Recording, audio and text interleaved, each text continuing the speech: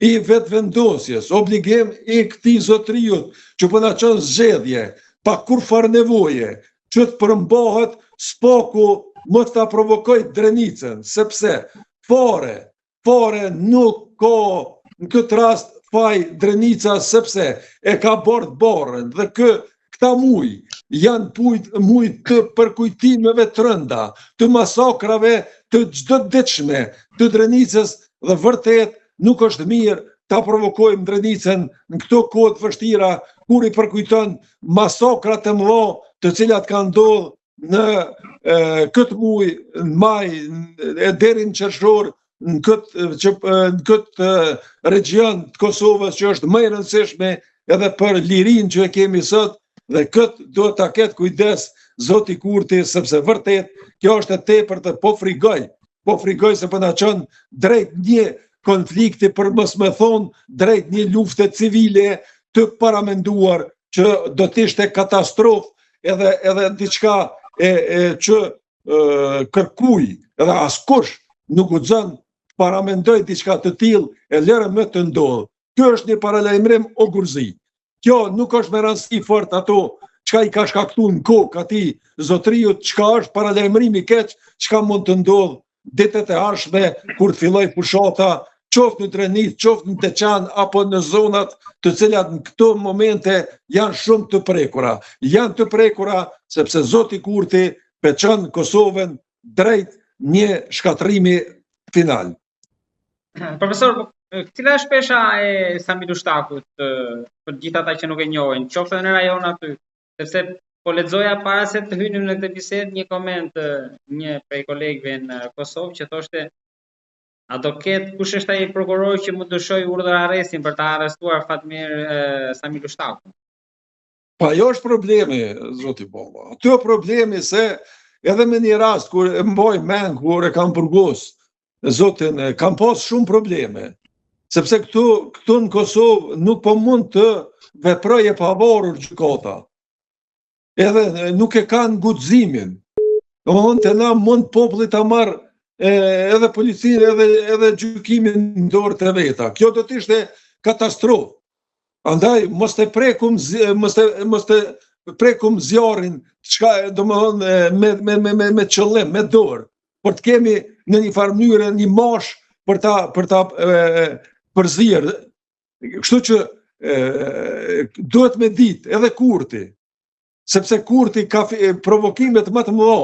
I bëri natën kur do i keme zgjedh presidenten, do i keme shkel kushtetutën, edhe unë ta thash ty, fatin atë lloj Ramush Haradinaj, por edhe Samir Ushtaku, të cilët kanë kërcënuar zotin Kurti dhe e kanë dalë, sepse ka pas qëllim me zgjedh presidentin edhe me bë atak në sulm mbi rendin kushtetutës të Kosovës. Ju po thoni, profesor, që edhe në këtë rast është provokim nga zëvendësimi i vetëvendosjes. Zoti Mehani e ka provoku drejt për drejt Samir Ushtakun. Edhe një herë në zgjedhjet e kaluara. Ai nuk ka faj në këtë rast, po është provokimi që e solli. Është provoku, jam i bindur. Edhe në bazë të një bisede që e pata me një mjektimi në aton. është provoku drejt për drejt, qoftë edhe me qëndrimin, sepse një intelektual, një njeri që ka pak tru, o dosht me ditë që në një lokal ku qëndron Samir Ushtaku, i cili nuk po them se duhet me qenë i tillaj mbi gjykatën, mbi policinë, por është i tillë edhe duhet të jemi të kujdesshëm. Spaku mos ta provokojmë. Njëjti ka ndodhur ati avokatit që e merr nga një herë, po më ka dalë mbi emri i tij prej. Është një avokat që tani flet vazhdimisht për gjykatën e Hagës. Nuk më kujtohet emri momentalisht, njëjti rast ka qenë. Edhe ai e ka provoku në këtë formë dhe ka pas probleme gjujtje me arme e tjera nëpërmjet. E keni fjalën për Samir Ushtakun? Po të Samir Ushtaku me një avokat, tani është avokat. Për momentin nuk po më kujtohet emri i tij, por është avokat aktiv, edhe ai njëjtën formë më herët e ka provokuar. Dhe këta e din ku të prekin aty ku ka mundësi të del zjarri, aty ku ka mundësi të filloj konflikti.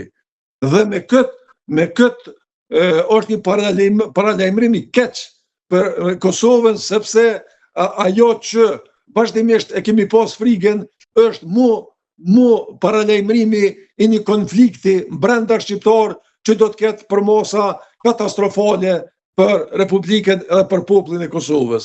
Sepse tani e kemi në veprim Bashkinë Islame, BIK-un. Në anën tjetër e kemi... Edhe për këtë do pyesja profesor, sepse mos ka ndikuar dhe Hoxha që futi Kurti kandidat në Drenicë. Pra ky Osman Musliu.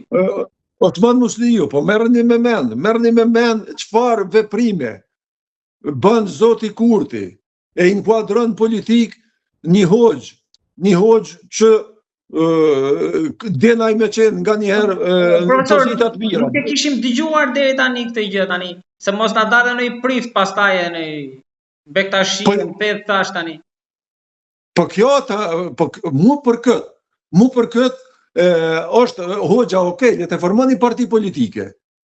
Edhe le të inkuadrohet, s'ka kurfar problemi, nuk po them unë që është problem se por nga pozitat e një imami, të një xhamia atje në Shqipëri apo nuk di në cilën fshat është. Të inkuadrohet drejt për drejt një hoxh i cili është shumë ekstremist, hoxh i cili vazhdimisht gënjen se atje ka marrë pjesë në varrimin e familjes Jashari dhe Keqpërdor. Nuk është e vërtetë. Ai ka marrë pjesë aty në funeral, por nuk ka marrë pjesë në varrim. Një hoxh i cili e fyen personalitetin e Skënderbeut. Një hoxh i cili otomanizmin e pranon si çlirimtar. Një hoxh i cili nuk pranon kishën në Llapushnik, edhe është kundër, edhe bën përpjekje maksimale për ta rrëzuar, për ta rënuar atë kishë atë komunitetit krishterë që është në Llapushnik. Një hoxh i tillë pranohet për të qenë nesër deputet. Kjo vërtet është keq për Kosovën, për shtetin laik, sepse nëse neve na përzihet, atëherë po na rrezikohet edhe kushtëtitshmëria, po na rrezikohet laiciteti i shtetit Kosovës. Sepse nuk është i vetmi ky. Se cila parti tani ka bashkëpunim të ngushtë me islamin politik. Eman Rahmoni, në anën tjetër tash ky hoxha. Kemi edhe deputet tjerë të cilët janë puro islam. Ata nuk do të edhe fitojnë. Problemi është që ata do të fitojnë.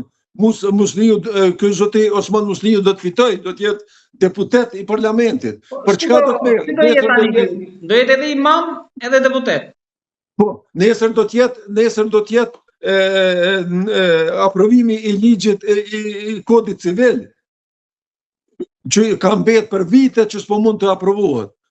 Si do të mendoj zoti Kurti, a do të votoj zoti Musliu kodin civil? A do të votoj Eman Rahmoni që është kumë PDK kodin civil?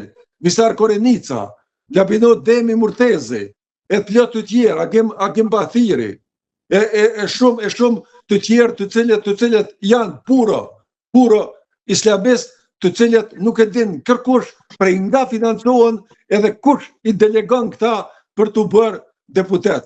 Këtu zoti Kurti, si një ateist, nuk duhet në këtë formë të veproj, sepse po e rrezikon shtetin laik, po e rrezikon kushtetutën e Republikës Kosovës edhe sekularitetin e shtetit tonë. Këto veprime vërtet, edhe me këto lista vërtet jemi keq, edhe unë pres një përbërje shumë të keqe, edhe më të keqe se që